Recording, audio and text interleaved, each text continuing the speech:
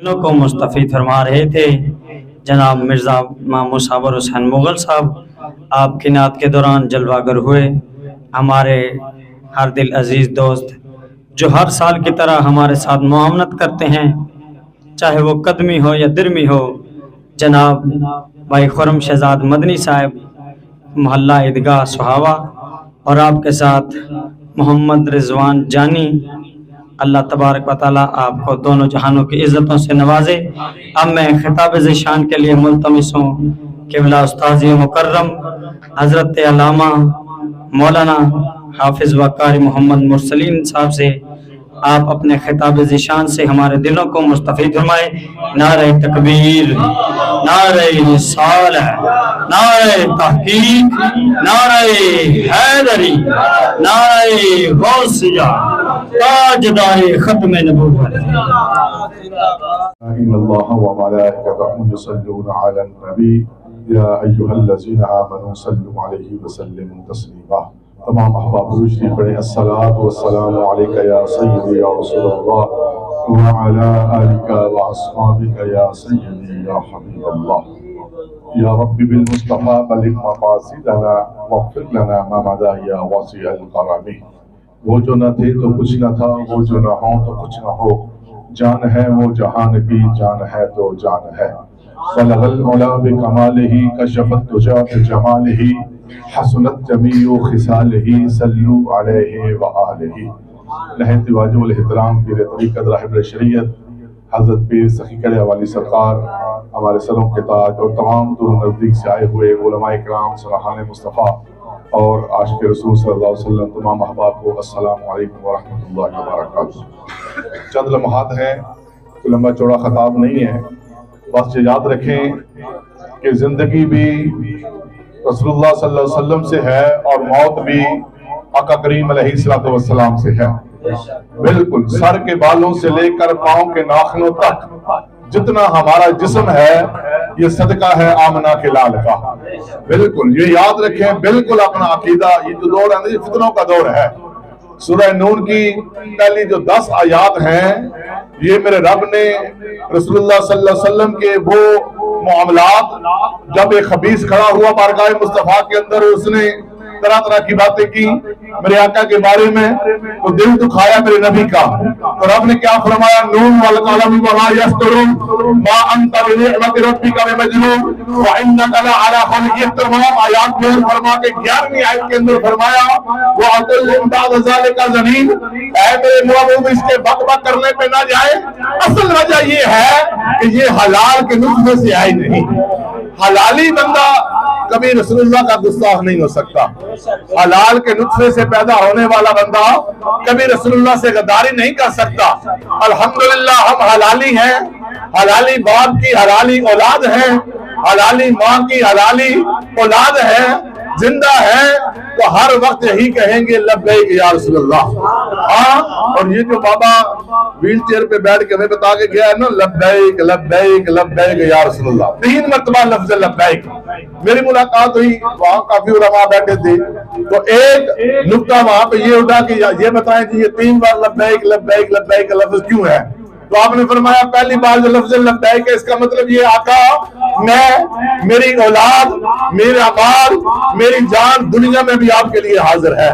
دوسری بار لبیک کا مطلب یہ آقا قبر میں جا کر بھی جب چہرے مصطفیٰ دکھایا جائے گا، پوچھا جائے گا ما کنت تقول فی حق ھذا الرجل، اس مرد کے بارے میں دنیا میں کیا کہتا تھا، میں پھر بھی یہی کہوں گا لبیک یا رسول اللہ صلی اللہ علیہ وسلم۔ روز محشر جب رسول اللہ تشریف لائیں گے، سارے انبیاء تشریف فرما ہوں گے، کسی میں ضرورت نہیں اونچا سانس ملے، آدم سے لے کر عیسیٰ پاک تک سارے ہی تشریف فرما ہوں گے، لیکن اس وقت اگر کوئی خطیب ہوگا تو وہ آمنہ کا لال ہوگا۔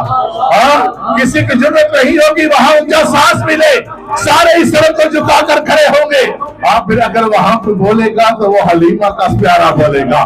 میرے آقا فرمائیں گے ہاں جی سجدہ، سر کو سجدے میں رکھیں گے، رب فرمائے گا محبوب بڑے ہی سجدے ہو گے، اب سروں کو اٹھا مانگ کیا مانگتا ہے۔ اعلیٰ حضرت نے بڑی پیاری نظم لکھی، آپ نے فرمایا ہاں سارے ہی ہم گناہگار ہوں گے، ہمیں پکڑ کر جہنم میں لے جانے کی تیاری کی جا رہی ہوگی، میں واویلا کروں گا، شور مچاؤں گا، ارے چھوڑو مجھے جہنم میں نہ لے کے جاؤ۔ کتنے آقا پوچھیں گے یہ کیسا شور ہے، کیا شور ہے؟ تو فرشتے عرض کریں گے آقا گنہگار ہے، رب کا حکم ہو گیا ہے جہنم میں لے جاؤ۔ تو آقا فرمائیں گے ہٹو موت کی خبر لوں۔ پھر آقا قریب آئیں گے، کہیں گے فرشتوں کدھر لے کے جا رہے ہو؟ فرشتے عرض کریں گے آقا حکم ہو گیا، بندہ بڑا گنہگار ہے، جہنم میں لے کے جا رہے ہیں۔ اب آقا فرمائیں گے فرشتوں اگر میں یہ کہوں کہ اسے جہنم میں نہیں جنت میں لے کے جانا ہے تو پھر؟ تو فرشتے ہاتھ جوڑ کے عرض کریں گے لبیک یا رسول اللہ، آقا ہم حاضر ہیں۔ اور یاد رکھیں یہ فتنوں کا دور ہے نا، کوئی کہتا ہے دیوار کے پیچھے کا علم نہیں، جی ہمارے جیسے ہیں ہمارے جیسے۔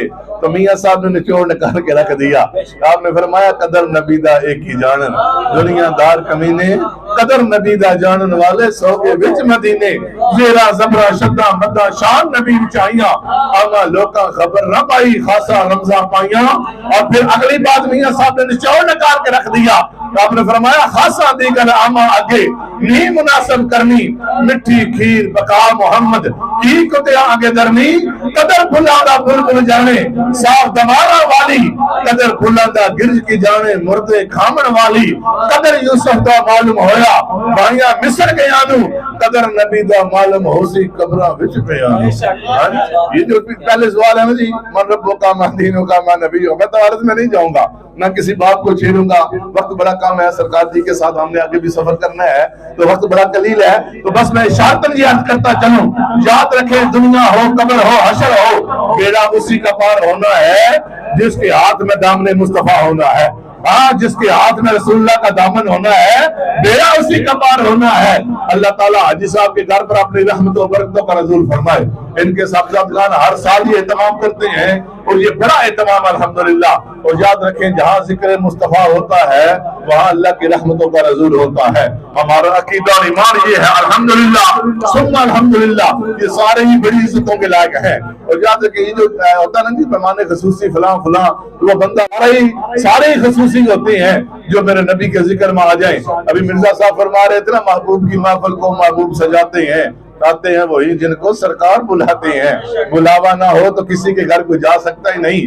حاجی صاحب نے عرض کی تو سرکار بھی آگئے، حاجی صاحب نے ہمیں حکم دیا تو ہم بھی آگئے، لیکن یاد رکھیں ہم تبھی آئے جب حاجی صاحب نے اجازت دی۔